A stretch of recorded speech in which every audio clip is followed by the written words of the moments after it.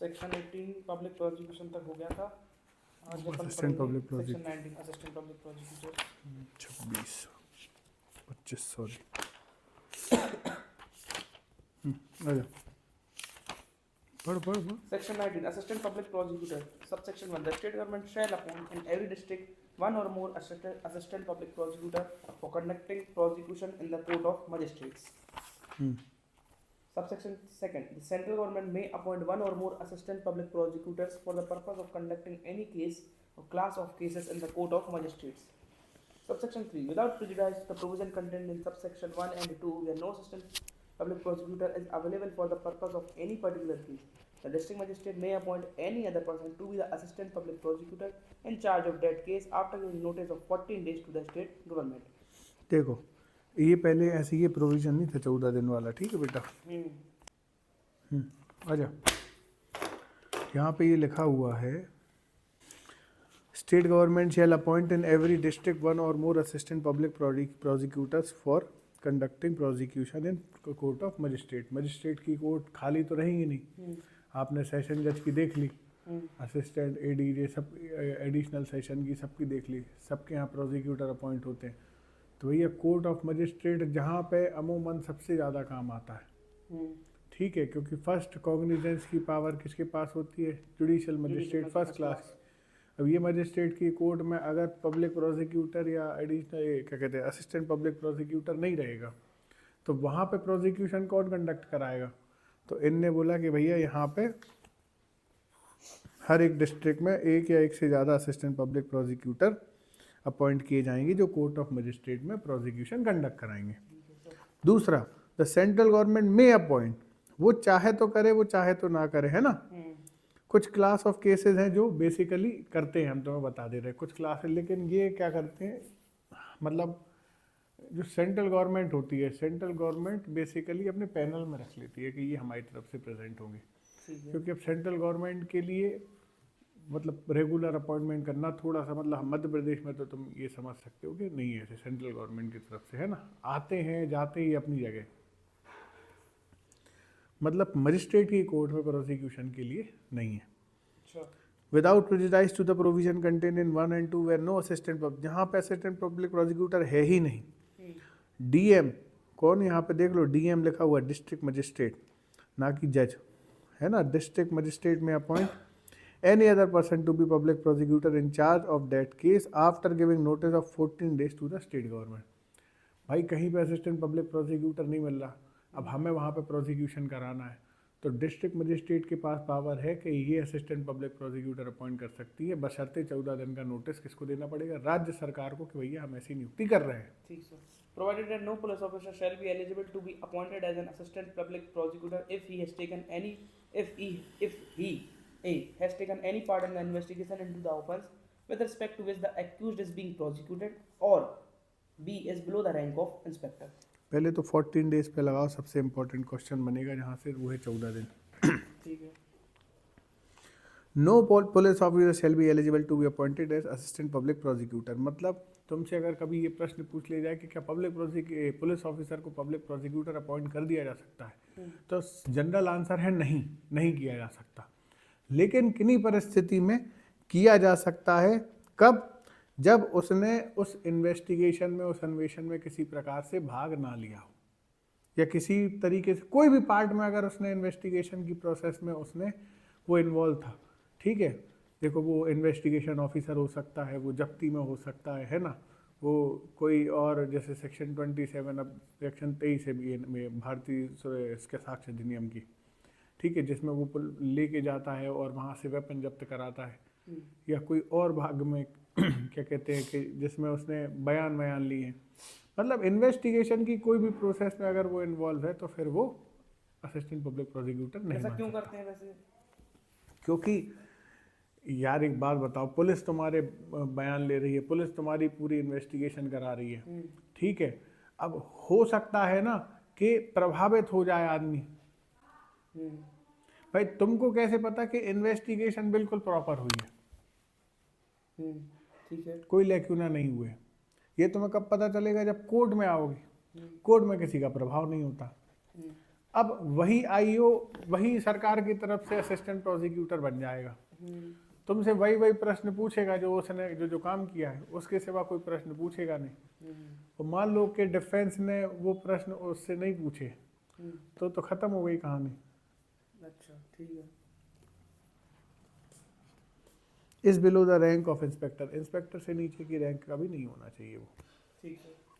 Section 20 Directorate of Prosecution. The state government may establish a directorate of prosecution in the state consisting of a director of prosecution and as many deputy director of prosecution as it thinks fit, and a district directorate of prosecution in every district consisting of as many deputy director and assistant director of prosecution as it thinks fit. Subsection 2 A person shall be eligible to be appointed as a director of prosecution or deputy director of prosecution if he has been in practice as an advocate for not less than 15 years or has been a session judge. B. As an assistant director of prosecution if he has been in a practice as an advocate for not less than 7 years or has been a magistrate of the first class. सबसे important तुमसे question यहाँ से पूछा जाएगा कि directorate of prosecution दिया कहाँ है, फिर तुमसे पूछा जाएगा कि क्या स्टेट गवर्नमेंट को करना ही होगा, तो यहाँ पे लिखा है स्टेट गवर्नमेंट में, ठीक है ना, डायरेक्टरेट ऑफ प्रोसिक्यूशन को। अब डायरेक्टरेट ऑफ प्रोसिक्यूशन में दो आदमी होंगे, पहला एक डायरेक्टर ऑफ प्रोसिक्यूशन और डिप्टी डायरेक्टर ऑफ प्रोसिक्यूशन, जैसा उसको ज़रूरी समझ में आए। नियुक्ति कैसे होगी? A person shall be appointed as a person shall be eligible to be appointed as director of prosecution or a deputy director only if has been into practice as an advocate for not less than 10 years. 15 साल 10 years यहाँ 15 कर दिया है। 15 ये पढ़िए ना संध्या। ठीक है ना। अब तो और एलिजिबिलिटी बढ़ा दी है, मतलब ठीक है, कम से कम 15 साल तक, ठीक है, जब तक वो प्रैक्टिस में ना रहा हो या वो सेशन जज ना रहा हो। पहले क्या दिया था, ठीक है ना, क्या देखो पहले क्या था, पहले जो डायरेक्टर ऑफ प्रोसिक्यूशन था वो केवल किस व्यक्ति को बना दिया जाता था जिसकी कम से कम प्रैक्टिस 10 साल की हो, है ना, और चीफ जस्टिस और हाई कोर्ट की कंकरेंस पे बना दिया जाता था। अब इनने बोल दिया है कि केवल ऐसा एडवोकेट ही नहीं बल्कि सेशन जज को भी क्या किया जा सकता है, अगर वो सेशन जज भी रहा है तो उसको क्या बनाया जा सकता है, डायरेक्टर ऑफ प्रोसिक्यूशन या डिप्टी डायरेक्टर ऑफ प्रोसिक्यूशन बनाया जा सकता ये है। क्या रहता है इसका काम, ये डायरेक्टरेट ऑफ प्रोसिक्यूशन? इनका बेसिकली मतलब तुम ये समझ लो कि प्रोसिक्यूशन ऑफिसर्स के ये हेड है, ये पूरा हेड ही डिपार्टमेंट ही है, ये पूरा हेड ऑफिस है ये, अच्छा, ठीक है। As an assistant director of prosecution if he has been in practice for not less than 7 years और has been a magistrate of first और have been magistrate of first class, तो magistrate of first class या 7 साल की practice के तुम deputy director बना सकते हो, डायरेक्टर के लिए तुम 15 साल की प्रैक्टिस के वकील को या सेशन जज को डिप्टी डायरेक्टर बना सकते हो, ठीक है। हाँ, The Directorate of Prosecution shall be headed by the Director of Prosecution, who shall function under the administrative control of the Home Department in the state. ठीक है ना Yes, sir. भाई, काम ही उनका यही है, तो वो होम डिपार्टमेंट के अंदर तो रहेंगे। डायरेक्टरेट ऑफ प्रोसिक्यूशन हमेशा होम डिपार्टमेंट के अंदर ही आती है। और अपना ये पुलिस भी होम डिपार्टमेंट के अंदर ही आती है। अच्छा, ये सब होम डिपार्टमेंट के अंदर, department अपनी तो वाली अलग है। मिनिस्ट्री है ना बेटा, अच्छा। लॉ के लिए अलग मिनिस्ट्री है, लेकिन जो पुलिस से संबंधित है, इन्वेस्टिगेशन से संबंधित है, ये सब आती है होम मिनिस्ट्री के अंदर। अच्छा। Subsection 4 Every deputy director of prosecution or assistant director of prosecution shall be subordinate to the director of prosecution and every assistant director of prosecution shall be subordinate to the deputy director of prosecution. ठीक है, बता दी। बिल्कुल। Subsection 5 Every public prosecutor, additional public prosecutor and special public prosecutor appointed by the state government under subsection 1 or subsection 8 of section 18 to conduct cases in high court shall be subordinate to the director of prosecution. ठीक है, यहाँ भी hierarchy है। ये भी hierarchy के सारे जो प्रोसिक्यूशन के वो हैं वो किसके अंडर में होंगे, डायरेक्टर ऑफ प्रोसिक्यूशन के अंदर। Subsection 6 Every public prosecutor, additional public prosecutor and special public prosecutor appointed by the state government under subsection 3 or subsection 8 of section 18 to conduct cases in district court and every assistant public prosecutor appointed under subsection 1 of section 19 shall be subordinate to the deputy director of prosecution or the assistant director of prosecution. ये भी hierarchy देखो, यहाँ पे इन्होंने बोला है कि public prosecutor, additional public prosecutor और स्पेशल पब्लिक प्रोसिक्यूटर ये डायरेक्टर ऑफ प्रोसिक्यूशन के अंडर में रहेंगे। अब उसके नीचे का जो कोई प्रोसिक्यूटर है, जैसे असिस्टेंट पब्लिक प्रोसिक्यूटर है, वो किसके अंडर में रहेगा? डिप्टी डायरेक्टर और असिस्टेंट डायरेक्टर प्रोसिक्यूशन के। Subsection 7. The power and function of the director of prosecution shall be to monitor cases in which offences are punishable for 10 years or more, or with life imprisonment or with death, to expedite the proceeding and to give opinion on filing of appeals. भैया star लगाओ, क्या काम है director of prosecution का? Monitor करना उन cases को जो जिनकी पनिशमेंट 10 साल या 10 साल से ज़्यादा की है। अब 10 साल या 10 साल से ज़्यादा की है तो लाइफ इम्प्रिजनमेंट अपने आप आ जाएगा, डेथ अपने आप आ जाएगा। ठीक है सर। कि उसको कैसे तेज़ी से करना है। देखो ये एक सेक्शन तुम्हें मिली है जो काय की बात कर रही है, स्पीडी जस्टिस की बात कर रही है। देखो, to expedite the proceedings and give opinion और filing of appeal. Give opinion on filing of appeal. आ जाओ। Expedite the proceeding and give opinion on filing of appeal. यही दो फंक्शन है अभी इसके, अगर हम देखें तो। ठीक है, आ जाओ। Subsection 8. The power and function of the deputy director of the prosecution shall to examine and scrutinize police report and monitor the case in which offences are punishable for 7 years or more, but less than 10 years, for ensuring their expedient disposal. ठीक है, अच्छा, ये देखो ऊपर director का बता बहुत दिया। बड़ी पावर है ये। डिप्टी डायरेक्टर प्रोसिक्यूशन को बोलना है कि आप पुलिस रिपोर्ट को स्क्रूटनाइज भी कर सकते हो कि सही है कि नहीं। चालान को।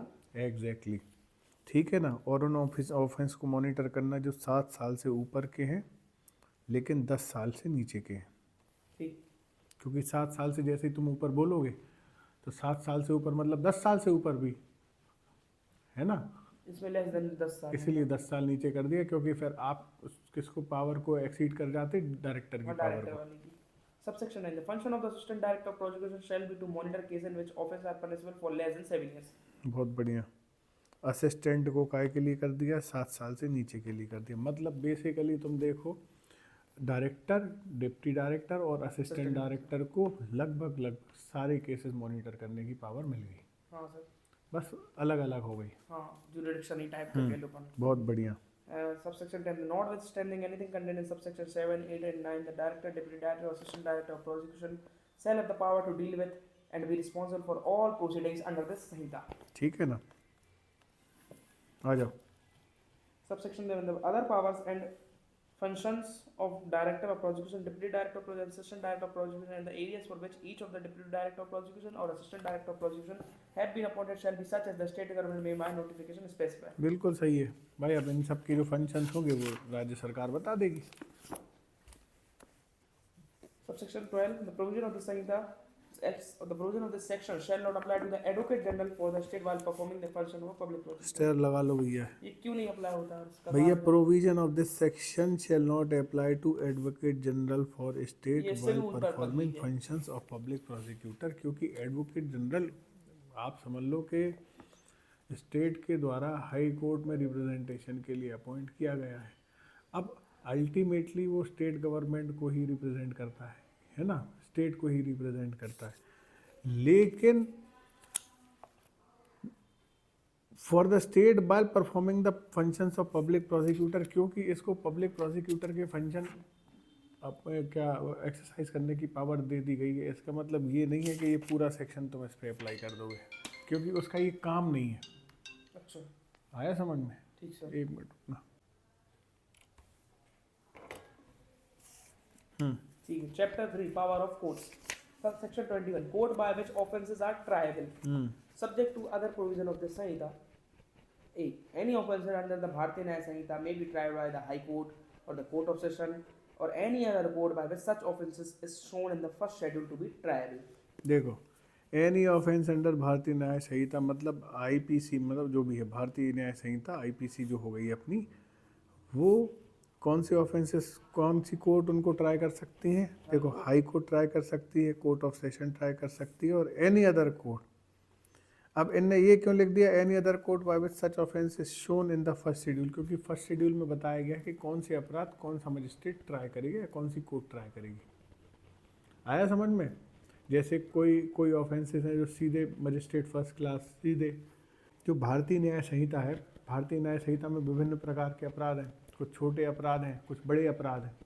अब छोटे से लेके बड़े अपराधों में डिफरेंस है, तो भाई हायरार्की में भी तो कोर्ट की डिफरेंस है ना, कि सबसे पहले छोटा मजिस्ट्रेट है, फिर उसके ऊपर मजिस्ट्रेट है, फिर उसके ऊपर मजिस्ट्रेट है। आया समझ में? तो इसमें हाई कोर्ट दिया, उसमें अपन ने हाई कोर्ट नहीं देखा था जब अपन ने हाई कोर्ट कोर्ट की। इसलिए नहीं देखा था क्योंकि डायरेक्टली कोई ऑफेंस को हाई कोर्ट ट्राई करती नहीं है बेटा। हम्म, आया समझ में? है। डायरेक्टली कोई अपराध को हाई कोर्ट ट्राई नहीं। नहीं करती है, लेकिन क्योंकि वो भी कोर्ट है तो उसके पास ये पावर रहेगी। हम्म, आया समझ में? समझ रहे? अच्छा, वो अपने पास बुला ले, एग्जैक्टली ऐसा वो कर सुमोटो सकती है, वाला लेकिन ऐसा बहुत रेयर होता है, अपन ने ऐसा देखा नहीं है। ट्राइबल कोर्ट जो होती है वो निचली अदालत ही होती है, मतलब कोर्ट ऑफ सेशन और ऐसी कोर्ट जो फर्स्ट शेड्यूल में ट्राइबल बताई गई है। सीन। आया समझ में? Provided that any offence under section 64, 65, 66, 67, 68, 69, 70 or 71 of the Bharatiya Nyaya Samhita shall be tried as far as practicable by a court presided over by women. ये जो महिला संबंधी अपराध हैं उसके रेप बारे में संबंधी, बात कर रही है। संबंधी। एग्जैक्टली उसमें कुछ उनको ध्यान से वो देख लेना कौन कौन से अपराध हैं, ठीक है? बेसिकली वो जो अपराध जो इसमें मेंशन है ना वो 376 वाले रेप वाले रेप ऑफेंस वाले है ना? रेप वाले जितने रेप वाले, अपराध हैं। गैंगरेप वाले, वो सारी वही अपन पढ़ते हैं। अब देखो, तुम एक बात बताओ कि तुमने देखा है कि रेप के अपराध तो कई जगह होते हैं, यहाँ पे लिखा है कि महिला ट्राई करेगी, लिखा है, लेकिन तुम कई कोर्टों में देखोगे कि महिलाएं है ही नहीं उस कोर्ट में, तो अब उस कोर्ट में वो पुरुष कैसे ट्राई कर रहा है? इसमें प्रैक्टिसेबल लिखा ना, ऐसा थोड़ी है कि जरूरी एग्जैक्टली है, करना ही है। यहाँ पे लिखा हुआ है shall be tried as far as may be practical, जितना यथासंभव हो सकता है महिला कोर्ट ही ट्राई करे, लेकिन जहाँ पे नहीं है उसका मतलब ये नहीं है कि रेप के अपराध की ट्रायल नहीं होगी। ठीक। आया समझ में? जहाँ पे अपराध हुआ है क्षेत्र अधिकार वहीं रहेगा, अलग नहीं बदल जाएगा। Any offences under any other law shall, when any court is mentioned in this behalf in such law, be tried by such court, and when no court is mentioned, may be tried by the High Court and any other court by which such offence is shown in the first schedule to be triable. ठीक है ना? ये बोल रहे हैं कि जब कोई अन्य कानून में, भारतीय न्याय संहिता की तो बात खत्म हो गई ऊपर, अन्य कोई कानून में अगर लिखा है कि भैया suppose judicial magistrate second class try करेगा या judicial magistrate first class try करेगा, तो फिर वही कोर्ट ट्राई करेगी। और अगर इस संबंध में एब्सेंट है कोई, मतलब कोई बात किसी भी कानून में, तो फिर वो ऐसे ही ट्राई किए जाएंगे जैसे कि फर्स्ट शेड्यूल में दिए हुए हैं। Section 22. Sentences which High Court and Session Judge may pass. A High Court may pass any sentence authorized by law. A Session Judge or additional एक Session मिनट Judge. रुकना बेटा। सेक्शन 21 पे आओ। Section 21 में क्या लिखा है? सेक्शन 21 में ये लिखा है, अब देखो यहाँ पे पहले तो तुम्हें पता चल गया कि भैया जिस कोर्ट को स्पेशल कानून सेक्शन 21 के बी वाले में पढ़ना कि अगर कोई अन्य कानून में कोई कोर्ट दी हुई है तो वही कोर्ट ट्राई करेगी, और अगर कुछ भी बात मेंशन नहीं है कि कौन सी कोर्ट ट्राई करेगी तो फर्स्ट शेड्यूल की कोर्ट ट्राई करेगी। अब फर्स्ट शेड्यूल में कौन सी कोर्ट मानी जाएगी? जो पार्ट 2 में दी गई है फर्स्ट शेड्यूल के, वहाँ पे देखो लिखा हुआ है classification of offences against other laws. Bharatiya Nyaya संहिता को छोड़ के अगर कोई ऐसे अपराध हैं जो अन्य कानून में दिए गए हैं तो उनका ट्रायल कैसे होगा? ये बहुत इंपॉर्टेंट है, जब कठिन क्वेश्चन बनते हैं तो यहीं से बनेंगे। यहाँ पे लिखा हुआ है कि अगर डेथ, लाइफ इम्प्रिजनमेंट या 7 साल से, बेसिकली तुम समझ लो 7 साल के ऊपर की सज़ा है और कॉग्निजेबल, तो 7 साल के ऊपर की अगर सज़ा है तो कॉग्निजेबल अपराध होगा, नॉन बेलेबल अपराध होगा और सेशन कोर्ट ट्राई करेगी। आगे समझ में? 7 साल से ऊपर का अपराध है तो कॉग्निजेबल माना जाएगा, मतलब बिना वारंट के अरेस्ट किया जा सकता है, बेल नहीं होने दी जाएगी और सेशन कोर्ट ट्राई करेगी। दूसरा, अगर 3 साल से ज़्यादा का है पर 7 साल से कम का है तो कॉग्निजेबल ही माना जाएगा, नॉन बेलेबल माना जाएगा, लेकिन judicial magistrate first class try करेगा। अगर 3 साल से कम का है या केवल फाइन से है तो नॉन कॉग्निजेबल माना जाएगा, बेलेबल माना जाएगा, कोई भी मजिस्ट्रेट ट्राई कर सकता है। ठीक है। आगे समझ में? तुम ऊपर मत जाना, पता चला तुमने 357 सेक्शन देख लिया, उनमें से कोई सेक्शन ढूंढ रहे हो, तो 21 के बी में 357 सेक्शन तक फर्स्ट शेड्यूल का कोई रोल नहीं है। ठीक है। ठीक है, वो पार्ट 2 में, पार्ट 2 में ही उसको देखना और उसी से पढ़ना। अगर उससे आप नहीं पढ़ोगे तो आप बहुत गलत पढ़ रहे हो सेक्शन 21 को। ठीक सर। आ जाओ section 22. Sentences which High Court and Session Judge may pass. A High Court, subsection 1. A High Court may pass any sentence authorized by law. Any sentence authorised by law, इसको अपन जो section 5 से link कर देंगे BNS, जिसमें वो दी गई है कि आप क्या क्या पनिशमेंट दे सकते हो, डेथ पेनल्टी, लाइफ इम्प्रिजनमेंट। बहुत बढ़िया, कोई भी सज़ा, बिल्कुल बिल्कुल सही कह रहे हो कि कोई भी सज़ा दी जा सकती है, लेकिन कौन सी सज़ा दी जा सकती है? जो कानून में दी हो। हाँ वही। हवा में कोई भी सज़ा नहीं दी जा सकती, विधिवत होगी जो सज़ा, जो कानून में दिए जाने की सज़ा का प्रावधान होगा उस सज़ा को दे सकते हो आप, क्योंकि वहाँ पे लिखा है कोई भी सज़ा दे सकते हो आप जो ऑथराइज्ड बाय लॉ हो, लॉ ने उसको अधिकृत किया हो कि ये सज़ा दे सकती है। Subsection 2. The session judge or additional session judge may pass any sentence authorized by law, but any sentence of that passed by any such judge shall be subject to confirmation by the High Court. ठीक है ना भाई, additional session जज और court of session है, वो मृत्युदंड भी दे सकता है, कोई दिक्कत नहीं है, लेकिन मृत्युदंड अगर देगा तो उसकी कंफर्मेशन किसके द्वारा की जाएगी? उसके द्वारा, हाई कोर्ट के द्वारा दिया जाएगा। आ जाओ। Section 23. Sentence which magistrate may pass. The Court of Chief Judicial Magistrate may pass any sentence authorized by law, except a sentence of death, or imprisonment for life, or imprisonment for a term exceeding 7 years. ठीक है ना, हाँ sir. मतलब basically 7 साल से ऊपर की सज़ा नहीं दे सकता सीजेएम।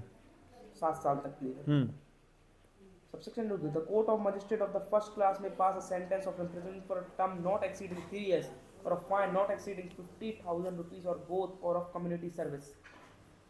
3 साल 50,000 और कम्युनिटी सर्विस जेएमएफसी कर सकता है। ऊपर वाले में फाइन का कोई नहीं है, वो कितना भी फाइन कितना लगा भी सकता है। फाइन लगा सकता है। ठीक है, कितना भी फाइन का मतलब समझते हो? जो रीजनेबल हो सर। बहुत बढ़िया, कितना भी फाइन हो सकता है लेकिन अनरीजनेबल नहीं हो सकता। Subsection 3. The Court of Magistrate of the second class may pass a sentence of imprisonment for a term not exceeding 1 year, or a fine not exceeding 10,000 rupees, or of both, or of community service.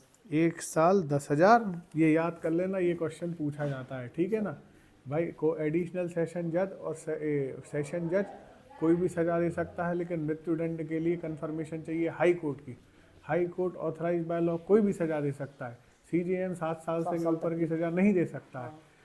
Judicial magistrate first class 50,000 और 3 साल से ज़्यादा की सज़ा नहीं दे सकता है।